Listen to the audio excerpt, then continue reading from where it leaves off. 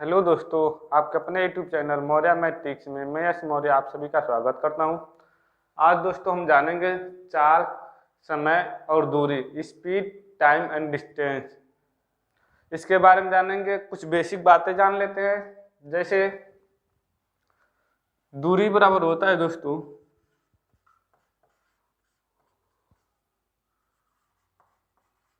चाल गुणे समय। यह बात लगभग सबको पता होगी दोस्तों। इसी पे हम सवाल लगाएंगे। चाल जो होता है वह दो तरीके से देगा।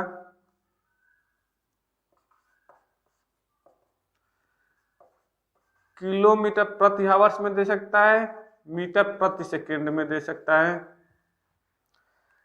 जब किलोमीटर प्रति आवर्स में देगा तो उसे मीटर प्रति सेकंड में बदलने के लिए हम 5/18 का गुणा करते हैं। और जब मीटर प्रति सेकंड में दिया रहता है और किलोमीटर प्रति आवर्स में बदलते हैं तो उसे 18/5 का गुणा करते हैं। इतनी बात हमें ध्यान में रखना पड़ेगा दोस्तों।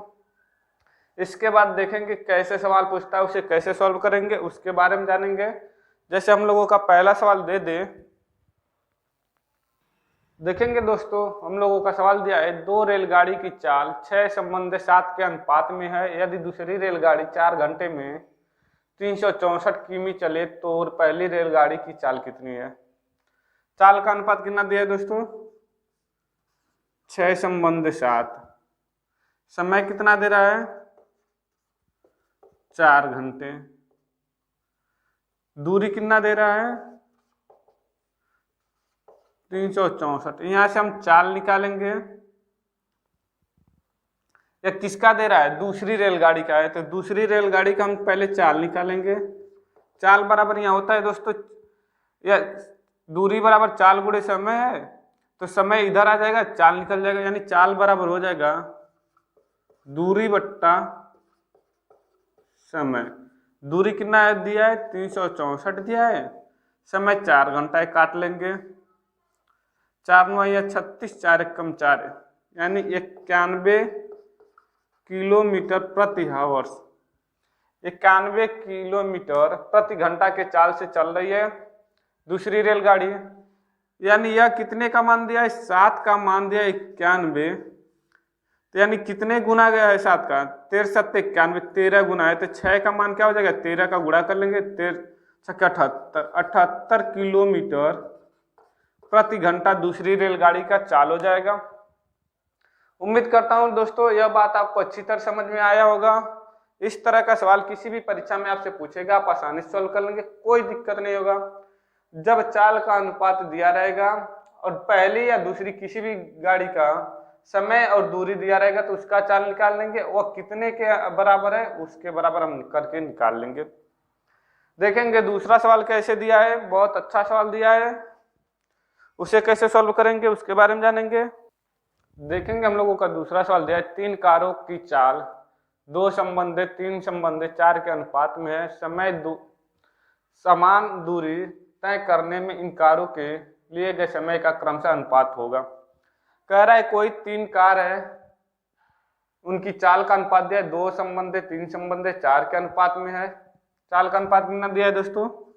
2/3/4 का है। और दूरी जो है समान है, तो समय का अनुपात पूछ रहा है। जब दूरी समान रहता है, जब भी चाल का अनुपात दिया हो, दूरी समान हो, एक समान दूरी तीनों कार अगर तय करती हो तो समय का अनुपात पूछेगा। तो जो अनुपात दिया रहेगा उसका हम एलसीएम लेते हैं। इन तीनों का एलसीएम लेंगे तो 12 आएगा। अब इस 12 का तीनों में गुणा करके हम लिख देंगे, सॉरी दोस्तों, इस 12 में इन तीनों का भाग देके लिख देंगे। वही अनुपात जो आएगा समय का अनुपात हो जाएगा। तो 12 का हम भाग देंगे 2 से, तो 6 बार में जाएगा 6 आ गया। 3 का भाग देंगे 4 बार में जाएगा 4 आएगा। और 4 से जब भाग देंगे तो 3 बार में जाएगा। यही अनुपात हो जाएगा समय का। यानी 6/4/3 का अनुपात होगा उनका समय का।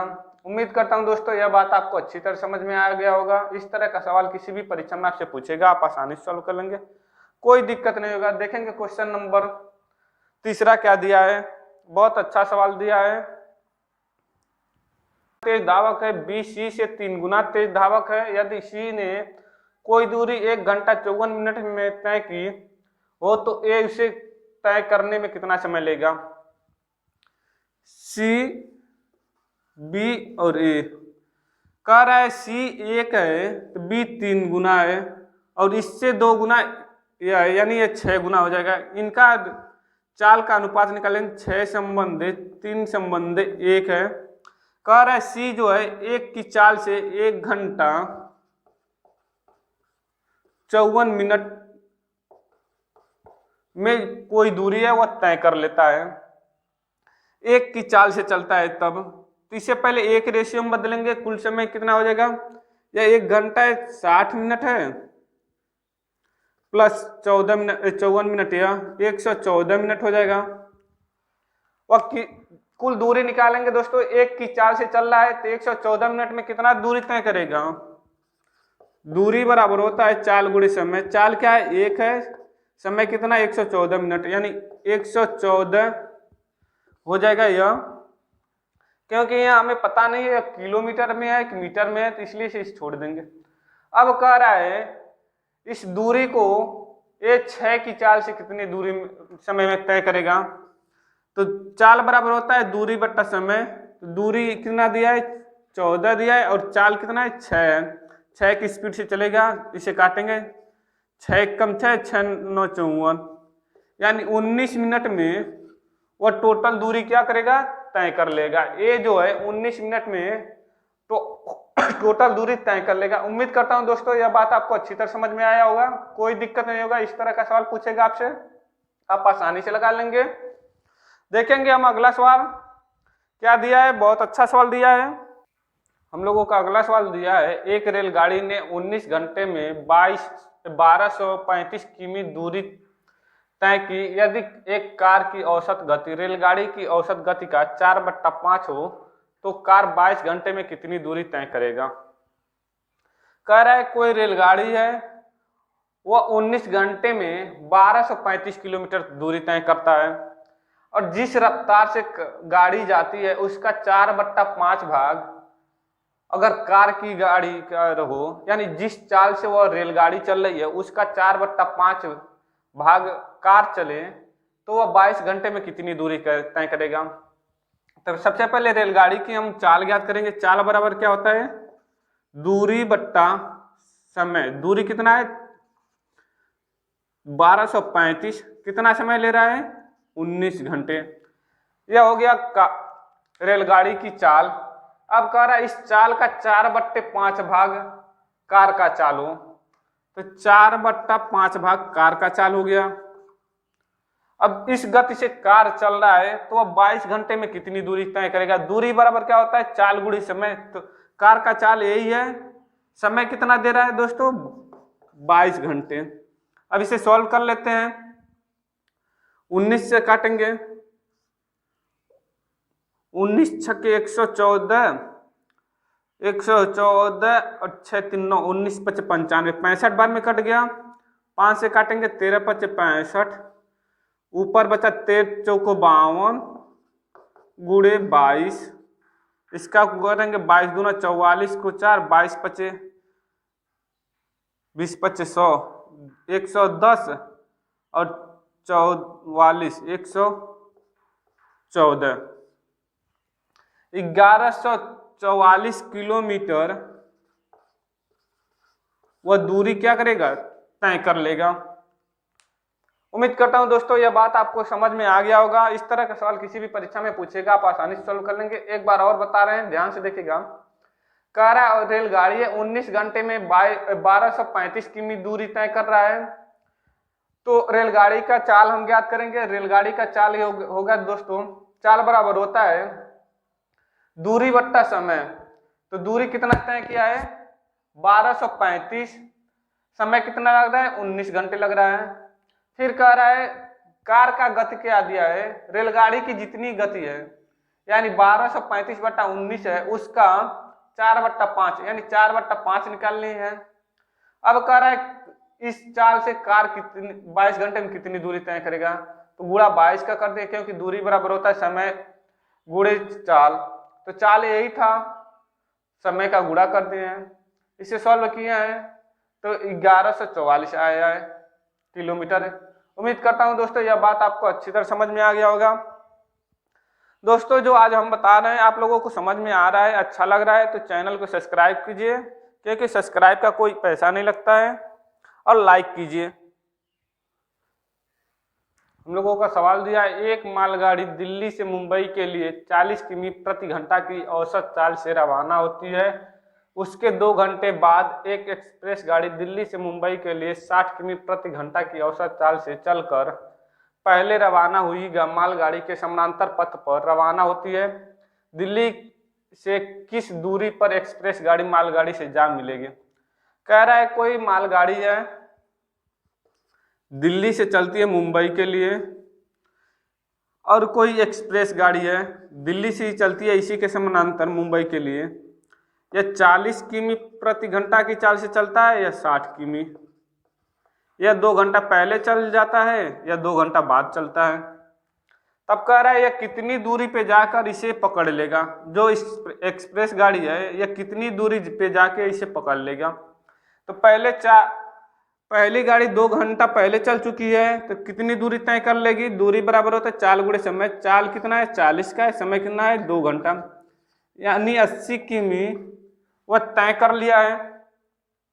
अब यह इसे पकड़ने के लिए कितनी चाल से 40 किलोमीटर प्रति घंटा के चाल से यह भी चल रहा है 60 किमी, यह यानी इससे कितना अधिक है 20 किलोमीटर प्रति घंटा की चाल से है।